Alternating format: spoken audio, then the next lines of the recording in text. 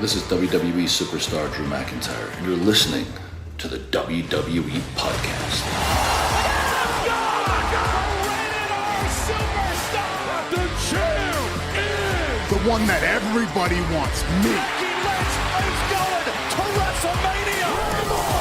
Claymore! Austin 316 says I just whipped your ass. This is my iron. You're going to acknowledge me.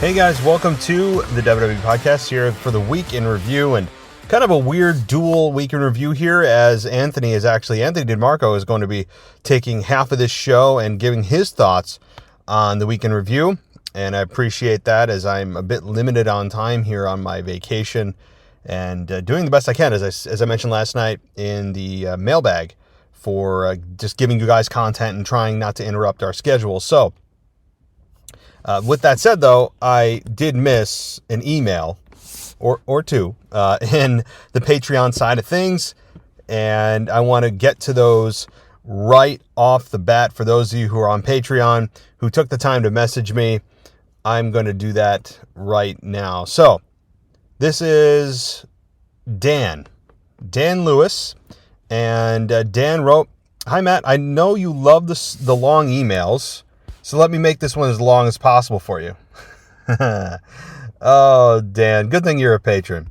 All right, joking aside, I got back into wrestling almost 2 years ago to the day with Clash at the Castle in Cardiff, in my hometown, home city. I first started watching in 1998 and was an avid fan until about 2004, and then watched off and on until Clash brought me back into the game. Not missed a single show or pod since. Well, I appreciate that. Got plenty to ask, but I'll keep it down to a couple of points.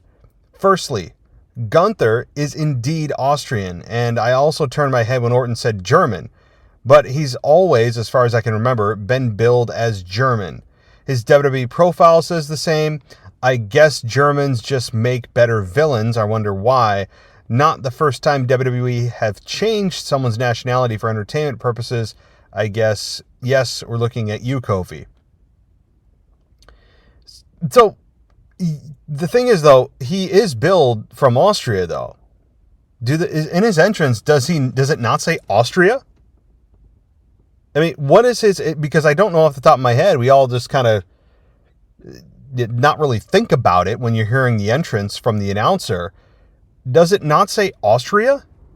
I don't remember it saying, and from Berlin, Germany...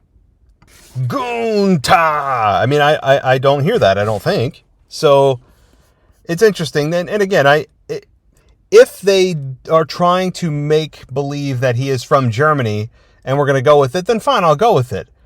But if they just screwed up, then I'm going to call them out for it. You know, Randy Orton was just saying, your home country. It's not his home country.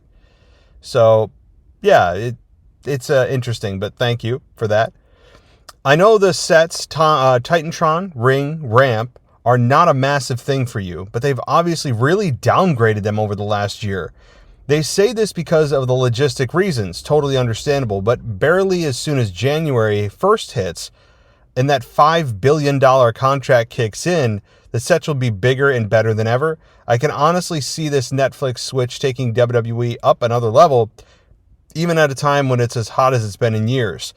You can already see hints at it in certain stories. Cheers, and remember, damn, I need to work on my mic drop sign off. Until next time. Thanks, Dan. Okay. I have not heard whether or not, maybe you do know, and maybe other of you out there know this better than I do and follow these things better than I do. I don't know and haven't heard anything about them re-upgrading the Titantron in presentation.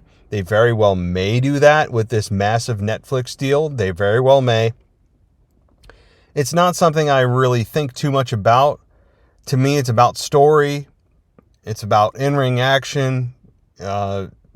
Presentation's important, but the Titantron and entranceway, think about how piss poor they were. If you've watched back in 97 or even 98, what that used to be. It used to just literally be a black curtain, and WWE was as hot as it's ever been and maybe will ever be when production wasn't nearly what it is now. Now expectations have changed, technology has changed, the standard at which you expect things to be presented has changed. But my point about it is, in 1998 and 1999, they had a Jumbotron, and things started to get upgraded at that point, but the product was already on fire before that happened, and they used those revenues to increase their production and the optics of the show, and that's great. So you can have an absolutely very successful show without upgrading any of the visuals. You really can. So I don't feel one way or the other really about it. I know, as you said, I don't really care too much, but we'll see. Yeah, they very well may hit that switch come January 1st and make things pretty. All right, let's get to Frank, and he says, "This is Frank. I was thinking about this and stuck. So when John Cena comes back, should he go for the Intercontinental title and be a Grand Slam champion, or go for a World Championship and breaking the record? And on SmackDown, do you think Roman should face Cody at WrestleMania for the third time and set a record, or have Roman versus Solo and Rock versus Cody?" Okay, let's break this down. Should John Cena prioritize, if these are the only two choices, Intercontinental or World title when he comes back? I say that World title should be in his sights. If he went after the IC Championship, I feel like it would be very much...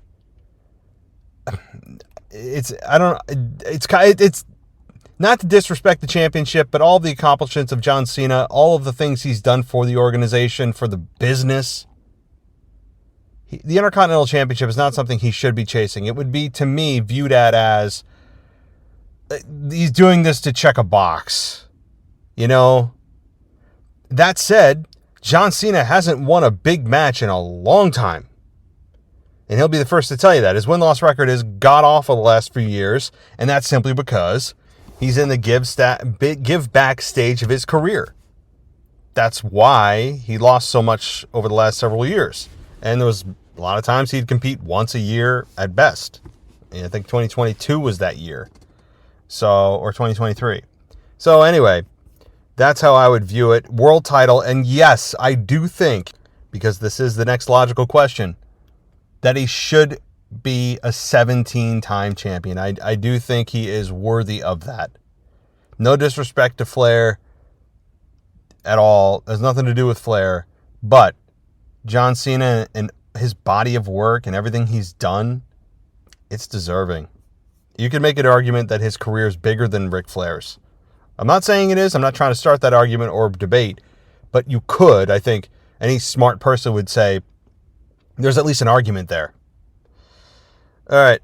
On SmackDown, do you think, again, Roman should face Cody at WrestleMania for the third time? No. That has come and gone. That's done. It's time for Cody to move on. And Roman Reigns is not that guy. They don't want Cody as a heel. They're done with Roman for being a heel. Roman's been a heel for 4 years now. It's a great time to turn him babyface. No need to turn him back to heel. So the answer is a very strong no on Roman Cody 3. And your second question of setting set a record, or have Roman versus Solo and Rock versus Cody on SmackDown. Okay. Well, again, it depends on when you're asking that these things should be presented. Roman versus Solo is already what we're getting. And in fact, I would imagine next week they should make something official for Bash in Berlin of Roman Reigns versus Solo Sikoa. I'd be very shocked if they didn't, at which point I think Jimmy and Jay or Paul Heyman or all three will make their triumphant return to help Roman Reigns at Bash or the SmackDown after. They're very close to returning, and I think that's a given at this point, which is fine. And Cody, or rather Sami Zayn, will follow in tow. The Rock will probably be the one to turn on Roman, pretending that he's there to help Roman. I could see Roman. Here's the thing. Here's how I think The Rock is going to be reintroduced. I know this is not a question you asked at all, Frank. This is what happens here on the show. I just go on tangents, but there's so many things to talk about. I would say when The Rock comes back, It'll be a moment in which Roman Reigns is in peril. Jimmy can't save him. Jay can't save him. Maybe they are incapacitated. Sami Zayn is not yet in the picture, or if he is, he's also somehow incapacitated. And then you're going to have The Rock come out. It looks like he's about to save Roman, and instead he hits a rock bottom on Roman, doubling down on his heel turn. And we all learn that The Rock was the one who orchestrated this mutiny of a bloodline. I think that's how you're going to do it. The Rock looked like he's going to come out, be the knight in shining armor.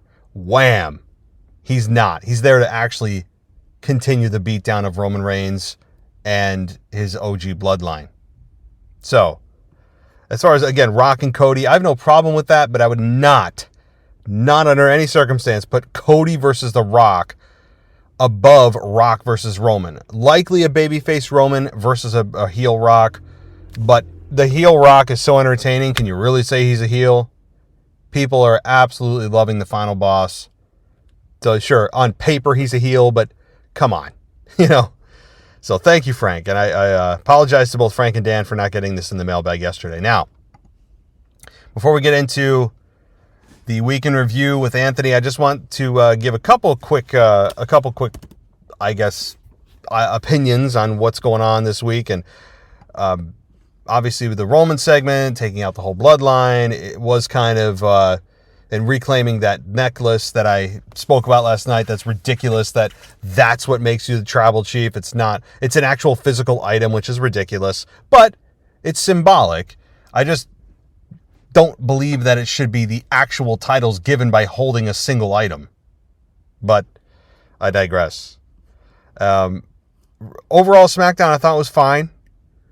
The Street Profits versus DIY was a kick-ass match. I loved it. Grayson Waller and Kevin Owens.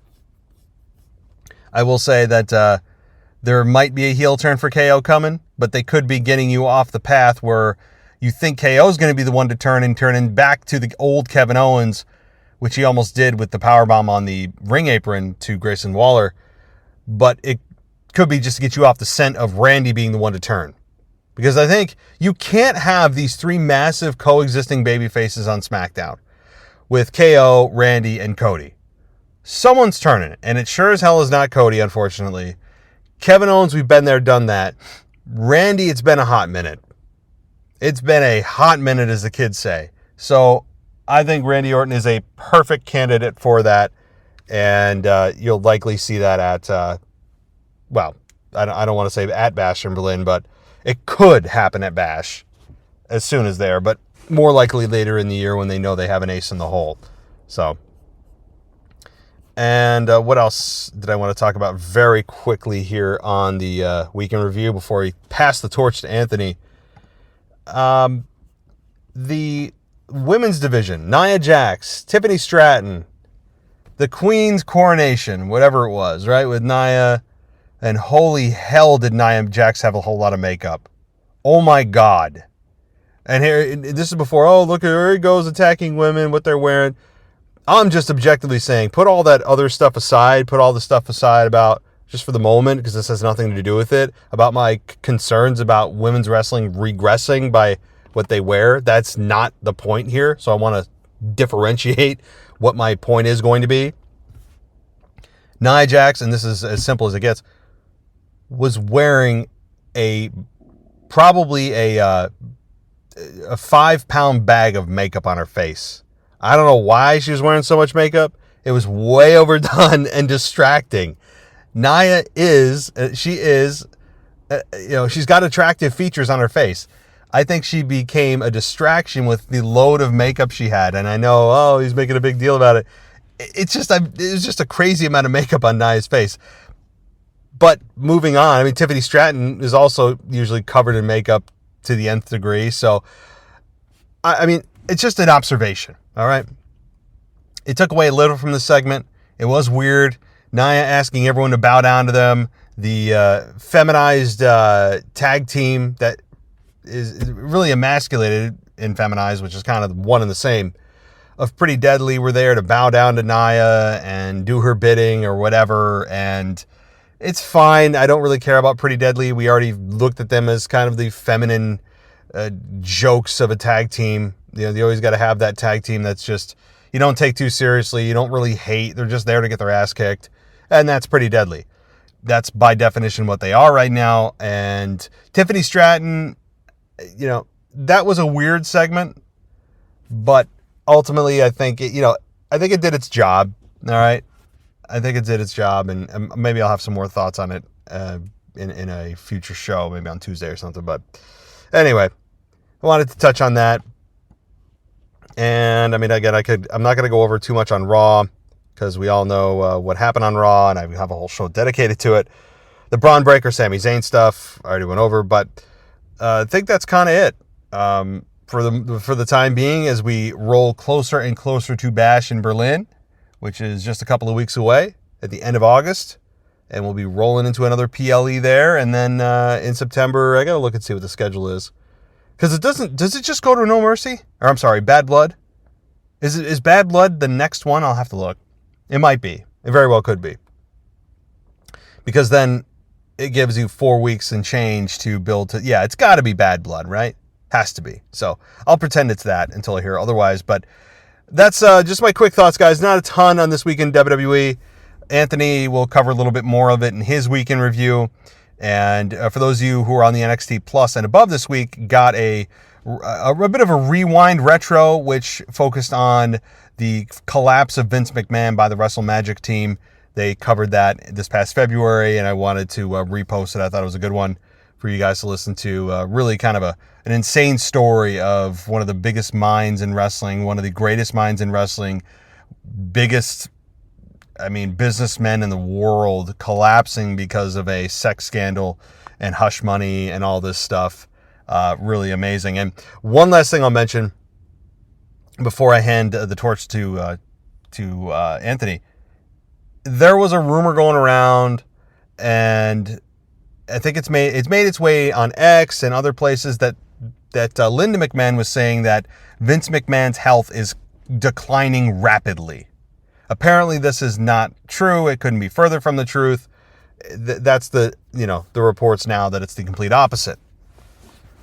So I guess I'll take that at face value, but I could also see where Vince's health would be declining greatly, and if it does, then maybe we could be looking at a Vince McMahon tribute show. And you do wonder if Vince McMahon dies, and I'm not saying he's imminently going to die, but we all are. And eventually, even though he did beat God in a tag team match back in 2006 at Backlash with his son Shane, he did defeat God, but I don't think he defeated death. So there's a distinction there. And that means that he will die, and we eventually will, and I would think, see a Vince McMahon tribute show. You just wonder if they would do it given the circumstances. I mean, how can they not? Given everything that Vince built and meant to the professional wrestling company, not just his company, but how many companies piggybacked off of him. And yes, he did absolutely swallow up some companies. He put some companies out of business, but that's called capitalism. That's called just being in a free market and working your ass off to be the best. And so I think that eventually Vince will get his tribute videos and interviews and things. And I really do hope that Vince isn't in poor health. But if he is, then, we'll find out shortly, I'm sure. But all right, I'm going to pass the torch to Anthony here as we wrap it up on my vacation. I am going to be, after this show, recording a quick intro show to my new show. Once everything's up and running, I'll give you the name of the show. It is not wrestling related. Okay? I want to be very clear on that. It's not wrestling related. It is going to be heavily focused on political things going on in this world, cultural things going on in this world. And it will be, the name of that show will be revealed in due time once I have, again, my kind of shop up and running, as they say. And it takes time to submit to these podcast feeds and to get it on Apple Podcasts and to get it approved on Spreaker and get it approved on Spotify and all these other places. So it's going to be cultural / political. I know some of you want it to just be everything and everything and everything and any and everything rather. And I don't want my podcast being about everything and nothing. So I don't mind a couple questions here and there that are unrelated to my topics, but that's going to be primarily the focus of the show. And I'll keep you guys updated on exactly when and where you can find it. So that'll do it, though. If you want to go ad-free, patreon.com/WWE podcast. As you heard, patrons do get priority in the mailbag, and I do my best every week to make sure that happens, although this week you heard I didn't exactly get the job done with a couple of you guys, and I apologize. And I think that you'll enjoy, though, even for the value that we give. Beyond that, it's worth the cost of admission, because everything ad-free, hundreds and hundreds of episodes ad-free, pretty good deal. So check us out, patreon.com/WWE podcast, or go to, of course, Apple or Spotify for your ad-free stuff. All right. Peace out, guys. I will talk to you on Tuesday for the Raw review, Tuesday night, and then Wednesday we'll see what happens. The rest of the week may be a little bumpy, but we'll see. All right, here's Anthony for his thoughts on this week in WWE. Take care, everyone. Hey, guys, what's going on? And welcome back here to After Dark on the WWE podcast. It is Sunday, August 18th. Very, very late this week. I had a lot of personal stuff going on. It got away from me. And I think everyone here at the WWE podcast is kind of running late this week. But I just got finished up watching SmackDown not too long ago. And I kind of wanted to give my own 2 cents, mainly on SmackDown, but I guess maybe my own kind of view of the week in review. Go through SmackDown, maybe like segment by segment, and then give some quick thoughts on Monday Night Raw. Because I thought SmackDown was impactful, not in all the best ways, but mainly because of how it opened. And that was the placement of Nia Jax opening up the show with her ceremony as Queen Nia, as the new WWE Women's Champion, as well as Queen of the Ring. And for reference, I am citing Bleacher Report to go segment by segment. Obviously, the inclusion of Pretty Deadly was obviously hilarious. I like Pretty Deadly in a comedic role. I think they're damn funny. I think they're comedy done right in wrestling. I think they probably have a shelf life. And I mean, that's not a revolutionary take by any stretch, but their placement here is hilarious. And Nia Jax being presented at the top of the women's division, at least on SmackDown, I think is a long time coming. I was a fan of Nia more than most in her first run with WWE, but if I'm speaking objectively here, obviously she left a lot to be desired. And I think how Triple H has booked her since she returned, I believe it was right around this time last year, has been nothing short of impressive. She feels like how she was supposed to feel during her first run with the company as a monster heel. It looks like she's got herself into better shape as well, optically and even in the ring.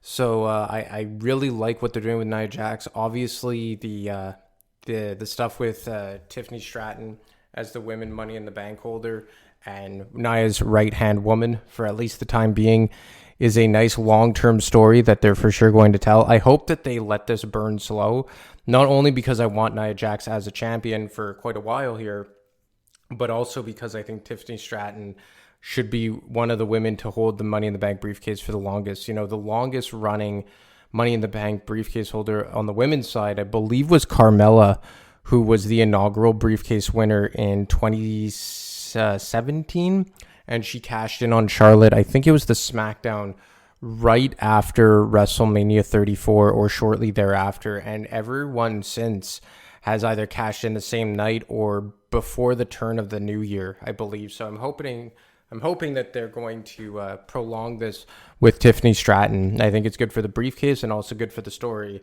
as well as keeping Nia Jax as the champion. Obviously, Michin, Mia Yim, however you want to call her, is the one here to break up the party with a kendo stick. They're really trying to position Michin as a formidable threat to Nia Jax. Obviously, they've been telling this story for several months at this point. I still think it's a bit of an uphill battle with Michin. Seems like maybe she's being positioned to be the first contender for Nia Jax's women's championship run. And before they get into WrestleMania season, when you have the likes of Charlotte, if she comes back to SmackDown, although I'm more of the belief that she should go to Monday Night Raw, Bianca Belair, Jade Cargill, and whatnot. But Michin getting a nice opportunity here. But overall, a pretty good segment that did what it had to do. Then you get Andrade versus Carmelo Hayes. This was given an A by Bleacher Report. Look, Carmelo Hayes ends up coming away with the victory here.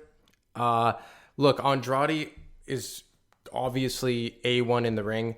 He has had little to no character development, at least in my eyes, since returning to WWE. I was never a fan of Andrade, even in his first run. Not a big fan now. There's just not a lot for me to sink my teeth into when it comes to Andrade. And I get the value for Andrade, but just for me personally, I feel as though there's a lot left to be desired in terms of his character development. Maybe there's a language barrier. I'm understanding of that. In the ring, awesome match. Obviously, you know what you're going to get from these two guys. Carmelo Hayes, I think, is an up-and-coming star. I just think for him right now on SmackDown, he is kind of in a crowded mid-card scene.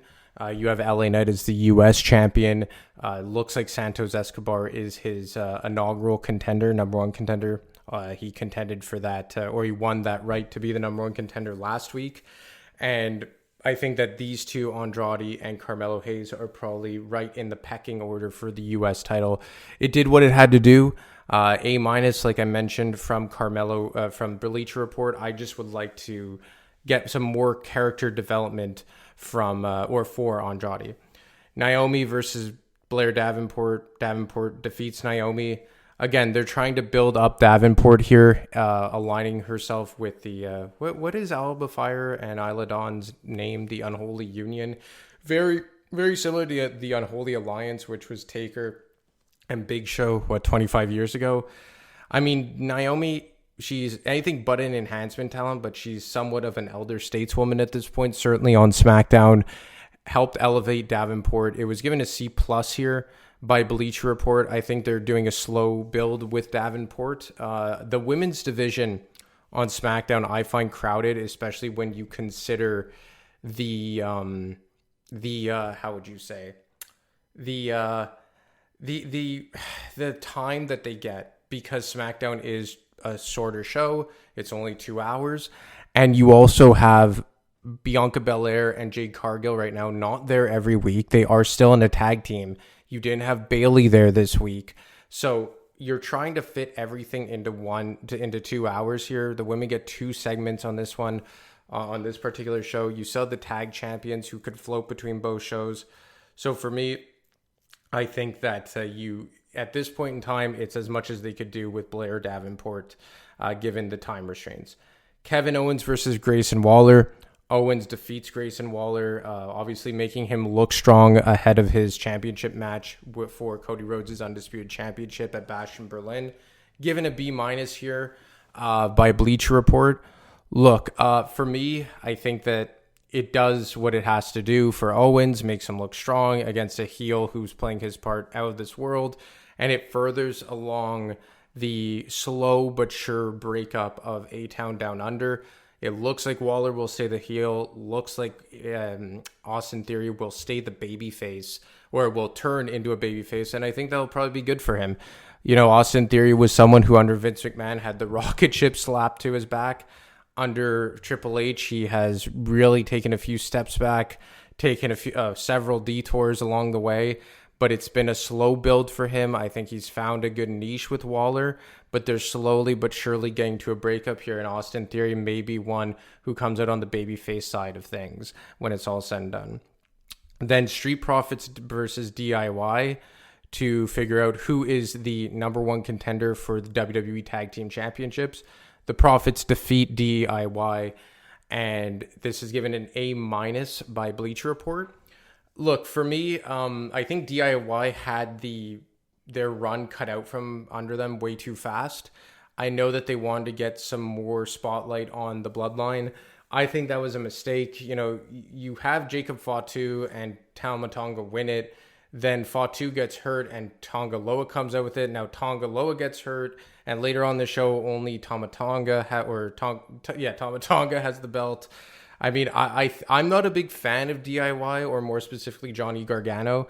I'm more a fan of Tommaso Ciampa. But, you know, if I'm speaking objectively here, they are a team that deserved these tag team titles. I felt like it was way too short. But now you give the number one contendership to the Street Profits, who are back kind of on their own. Them too, they took a lot of detours under the Triple H era. They had the failed run with the Pride alongside Bobby Lashley, who is no longer with the company at this point. And now they're just kind of back to being their own kind of group, Street Profits, with B-Fab alongside of them. So maybe this is seeing the Street Profits get back into prominence in the tag team division. I think it's been over 4 years since they've held a tag team gold. So to get them back into a prominent placement in the tag team division is one that I'm looking forward to. I just think the Profits versus DIY for the tag titles would have been the way to go. I'm not sure it was necessary to make the tag team title switch to the Bloodline, but this is where we are, and we have the Profits as the new number one contenders here. We move on here to the end of the show where, you know, we'll talk about Roman Reigns and everything coming out to Solo Sikoa. This actually was not reviewed by Bleacher Report, so I'll just kind of wing it here. Look, for me, I understand what they're doing. Now you have Jacob Fatu return. They put Roman through the table. You have the Bloodline look very, very strong here. But in my opinion, like, how many more times can you have Roman come out, not say a word, and brawl the Bloodline? Obviously, he gets more of his hands on Solo Sikoa here. You have Jacob Fatu return. This is the first time you see Roman Reigns really get beaten down. But I want to hear from Roman Reigns, because now it's 2 weeks since he returned at SummerSlam. The following SmackDown, he does his thing, beats down Tonga Loa, injures him in the process, beats down Tama Tonga, and Solo runs off scared. Then this week, you have the newly formed Bloodline overcome the Tribal Chief. You have a returning Jacob Fatu in a walking boot, which was a pretty cool visual, that this guy's just so psychotic that you have him beating up Roman Reigns with a walking boot. But I think it's time we hear from Roman Reigns, because we have still not heard his take on Solo Sikoa going rogue and anointing himself as the Tribal Chief. It has just been him coming out and doing the talking with actions. And look, actions speak louder than words. We know all this. But I just think that the next time we see Roman Reigns, whether it's via Paul Heyman or him speaking on his own behalf, I really, really hope that we get some words from Roman. We've seen him beat up the Bloodline. We've seen the Bloodline beat up him. Now we have to get some actual context behind him. And, you know, his mission. And look, obviously we're waiting for Jimmy Uso to return. We're waiting for Jey Uso to come back to SmackDown. We'll touch on Jey Uso in a bit when I flip to Monday Night Raw. But SmackDown as a whole right now seems to be in somewhat of a holding pattern. Raw has been the better show, I think, since WrestleMania. As far as Cody Rhodes goes, I really think that his run has been lackluster, but not by his own doing. I think a lot of his matches and programs have just been like holding pattern matches. Kevin Owens is certainly that. AJ Styles was that to an extent. Logan Paul was that to an extent. I think we're waiting to see a real program that Cody Rhodes can sink his teeth into. Maybe they're in a holding pattern until they could get Randy Orton back on SmackDown. Maybe they're waiting for The Rock to come back. But Kevin Owens versus Cody Rhodes, not all that interesting. Babyface versus babyface. But SmackDown as a whole right now, I think is kind of hovering at a B-, C+. Just passable, not terrible. It's not quite near the failing grade yet, but I think you really have to start making traction in the other direction. So now we'll switch over to Monday Night Raw. Again, via Bleach Report. And I figured, you know what, I'll just redo the whole week here. Why not just do Raw and SmackDown while I'm at it? Might as well just get to it. So first we have Rhea Ripley open Monday Night Raw. You have Damian Priest kind of attack Liv Morgan and Dominic Mysterio in the crowd after a segment between Rhea and the other two. And then it leads into Damian Priest versus Carlito, given a C+ here by Bleacher Report. I mean, look, this is obviously the focal point of Monday Night Raw right now, even arguably more so than the World Heavyweight Championship picture between Randy Orton and Gunther. It's getting a touch repetitive here. I'm more interested to see Damian Priest one-on-one with Finn Balor, and this didn't involve that. Carlito, kind of the jobber of the Judgment Day. He's kind of taken on the JD McDonough type of role in this new version of the Judgment Day. And you have to eventually get to Rhea versus Liv Part 2. It's a slow burn here. It was a little redundant from last week, but I guess it did what it had to do. I would have liked a bit more interaction with Damian Priest and Finn Balor, but I guess you can't do everything all at once, but a satisfactory way to open the show. Then you get Odyssey Jones against an enhancement talent, Vincent Winey. And then the post-match segment was longer than the bout itself. This feud has gone on long enough, so let's hope it comes to a close soon. This is right verbatim from Bleacher Report's review. The grade was incomplete. Look, I really like what they're doing here, making the New Day interesting. I've been a big proponent of the Final Testament. I've tried to give them a benefit of the doubt. I think that Paul Ellering is a major negative to that group. You don't need a valet and a manager, and he doesn't really say much. Even you could do it with Scarlett. Like, if you just had Karrion Kross and the Authors of Pain, I think it would do much better. I like Karrion Kross. I think he's a good talker. I like his look. He seems fine in the ring. And look, he seems to be a guy that leads to other people changing their ways. Certainly seems like things are coming to a head with the New Day. You know, it was brought to my attention by someone last night, actually, that maybe it's Kofi who's going to turn on Xavier with Odyssey Jones as his heavy and swerve everyone. I wouldn't mind that, but then it's like, where does Karrion Kross fit in all of this? If Kofi turns, then you have like a heel for Xavier to, I mean, if Xavier turns rather, you have a heel for him to latch onto along with the group in the Final Testament. Yeah, it's getting a little redundant as well, but at least I see a light at the end of the tunnel here and a meaning behind it. I just worry for the Final Testament, like how much tread is possibly left on these tires. That's really what I'm worried about. But I mean, I guess we'll see exactly where this will go.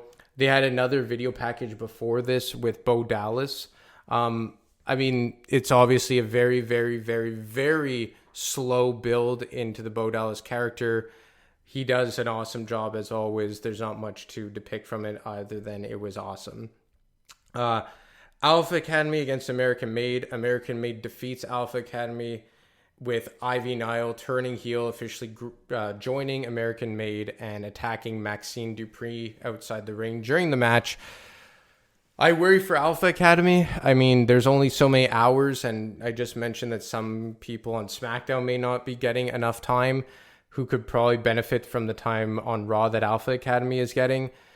I mean, look, it was a decent enough match. Akira Tozawa does nothing for me. He's somewhat funny, but whatever. I like Otis. I like Maxine, but Alpha Academy, I think, is coming to the end of their runway. And American Made looking strong as a new group that will probably butt heads at least one more time with the Wyatt Six. But you have the executed heel turn by Ivy Nile. American Made looking strong. Exactly what you want from this group as they are still in their infancy stages. Damage Control versus Shayna Baszler and Zoe Stark ends in a no contest. You have this new group with Baszler, DeVille, and Stark officially introduce themselves, easy enough for me to say, as what the Fuel Emerald Fusion or something along those lines. I might be a bit too wordy, but I really like the group. I love what they're doing with Sonya Deville. I think that Shayna Baszler and Zoe Stark are in a good spot. They have someone who's a good talker. Obviously, it seems like a babyface turn for Damage Control. And it's a nice feud between these two as you're trying to give more of a place for the women outside of just feuding for championships, whether that be the tag titles or the women's championships. And I think this is a good feud between the two factions. Then you have Randy Orton address Gunther. It ends with an RKO from Randy Orton on Gunther as McIntyre showed up. Then Punk attacks McIntyre. Welts is back with a belt. I mean, the Punk and McIntyre stuff, I feel like, I saw someone, a meme today, say that they're feuding over a bracelet. It's kind of getting to that point. I imagine they will have a match in Berlin, or Bash in Berlin, and then the rubber match, maybe inside Hell in a Cell at Bad Blood. But it does kind of seem to be getting a little boring. Not boring, but like you want some more other than the bracelet. But, Punk and McIntyre are so great right now that they're still making it interesting, but you're getting to that finish line between the two. And as for Gunther and Orton, this is one that's going to be an awesome match, one that I imagine will main event Bash in Berlin. I don't think that Orton has anything more than a snowball's chance in hell of walking away with the championship, but Orton's one of the best in the ring to ever do it. Gunther is arguably the best in-ring guy that they have right now, certainly maybe on Monday Night Raw, but it's going to be awesome. Seeing Gunther vulnerable and hit with an RKO out of nowhere certainly leaves a lot of intrigue at the end of this, but I really liked furthering the two most significant singles programs on Monday Night Raw right now, as we still have a lot of way to go before we get to Balor versus Damian Priest. Miz versus Bronson Reed. Reed defeats Miz and then hits Tsunami into oblivion on R-Truth. I mean, it is what it is. I like what they're doing with Bronson Reed. Bleacher Report gave this a C. It was kind of a repeat of last week on Truth as to what he did with Rollins, except this time you're doing it to R-Truth, not arguably the biggest star that Monday Night Raw has right now. I really like Bronson Reed. I like that they're giving him more significant time. I just think that, he's in a tough spot right now with the just the singles scene on Monday Night Raw. Luckily, because Raw's that extra hour, I think he's getting some consistent camera time. If it wasn't for that extra hour, if he was on SmackDown, I would struggle to see a fit for him. But I think there's potential with him. Maybe he could slowly work his way up into the Intercontinental Championship picture where he was a few months ago. And maybe he could be the one to eventually take it off of Bron Breakker. But right now you're trying to establish him as a complete monster. And I think they're doing a half-decent job of doing that. And then we finally get to Sami Zayn versus Bron Breakker in a 2 out of 3 falls match for the Intercontinental Championship.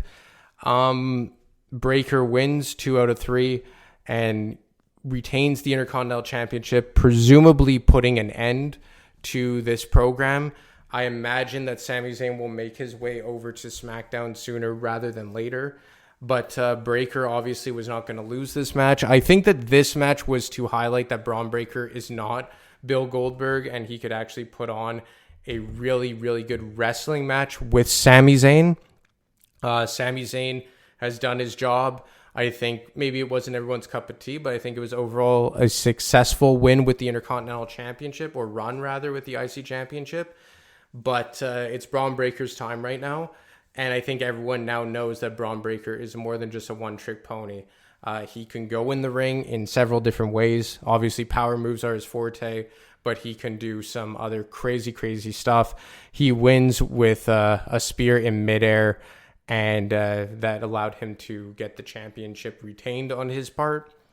For Sami Zayn, obviously he has the encounter with Jey Uso before going out there. Jey Uso is someone that I think is kind of in no man's land. I think that his run as, main event Jey Uso as a single star has already peaked and it's coming back down. And I think that we're realizing here that while it was an awesome, arguably year-long run as a single star over on Monday Night Raw, that he is best served with Jimmy as part of the Usos, one of the best tag teams of all time. And for Sami Zayn, I mean, I think that he could do a lot more as a singles competitor, but he does have a place in that bloodline versus bloodline match that we all assume is coming at Survivor Series War Games. So I imagine that this is freeing up Zayn for that. I think Jey Uso, who has not really been involved in a whole lot of anything since Money in the Bank, and even at Money in the Bank, it wasn't in a program. He was just kind of like the face of that pay-per-view because he was presented as the favorite going into it. But I think that both of these guys are going to make their way to SmackDown in some form or fashion. Overall, Monday Night Raw was pretty good. Overall, I'll give it a B+, which is where the show has been since WrestleMania season. But really looking forward to see what happens with the Judgment Day, and more specifically Damian Priest and Finn Balor. I'm looking for a series of matches one-on-one between these two that is separate from the rest of the Judgment Day and Liv and Rhea. But anyway, guys, I actually think this may be put as the week in review this week, as Matt is on vacation. I actually got a text from him while I was recording this, so I don't think this will be an After Dark. I think this is a week in review, which is why there was all the lack of swearing, rather. So I hope you enjoyed my spin on the WWE, easy enough for me to say, week in review. Obviously, I do it kind of more rapid fire, fast paced than Matt, but I hope you guys liked it, and maybe this is the one and only time you'll hear me in this capacity. But you know what, guys? I will talk to you later on this week on my return for After Dark, and I guess stay oozy until then. Thanks for listening to the WWE Podcast. Don't forget to subscribe on your favorite podcast app so you don't miss a show, or head to WWEpodcast.com. And for all of these shows ad-free, head over to patreon.com/WWE Podcast. Until then, we'll see you next time.